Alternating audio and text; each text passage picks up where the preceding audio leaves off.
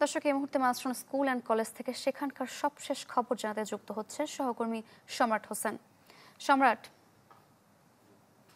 AC কেনার কথা ভাবছেন? ভিসা দিচ্ছে যে কোনো এসিতে 15% নিশ্চিত ছাড়। এছাড়াও থাকছে মানি ব্যাক গ্যারান্টি নিশ্চয়তা। মূলত গত সোমবারের যে ঘটনা, সেই ঘটনার পরই কিন্তু যে গোটা দেশ বলা চলে একরকম যে স্তব্ধ হয়ে আছে। কারণ এই উত্তরার মাইলস্টোন স্কুল অ্যান্ড কলেজে যে বিমান বিধ্বস্তের ঘটনা, সেই ঘটনার পরই কিন্তু এখানকার বিশেষ করে স্কুল থেকে কিন্তু এর পরপরই আমরা জানতে পারলাম যে একটি তদন্ত কমিটি গঠন করা হলো। যেহেতু এই ঘটনার পরপরই আমরা দেখলাম যে হতাহতের সংখ্যা নিয়ে এক ধরনের বিভ্রান্তি তৈরি হলো।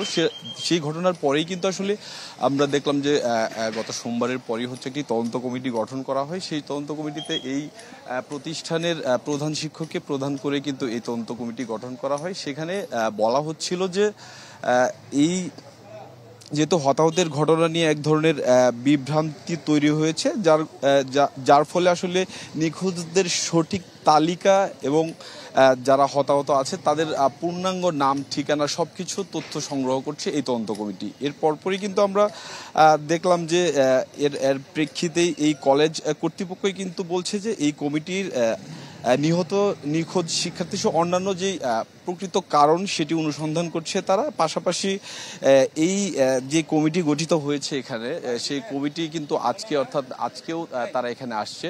আমরা এখানে আসার পর যেটি দেখতে পাচ্ছি যে এখানে এই মাইলস্টোন স্কুল অ্যান্ড কলেজের সামনে কিন্তু এখনও মানুষজন রয়েছে। কেউ তাদের স্বজনদের স্মরণ করে কিংবা এমনিতে আসছে। এর পাশাপাশি আমরা দেখছি যে এখন পর্যন্ত কিন্তু এখানে আসলে উৎসুক জনতা রয়েছে।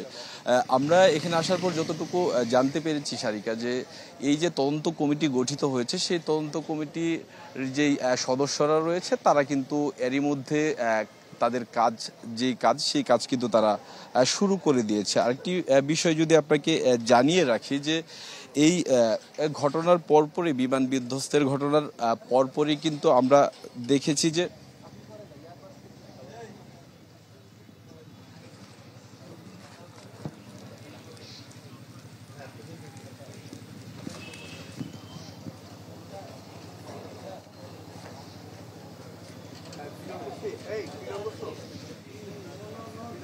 সম্রাট, ধন্যবাদ আপনাকে।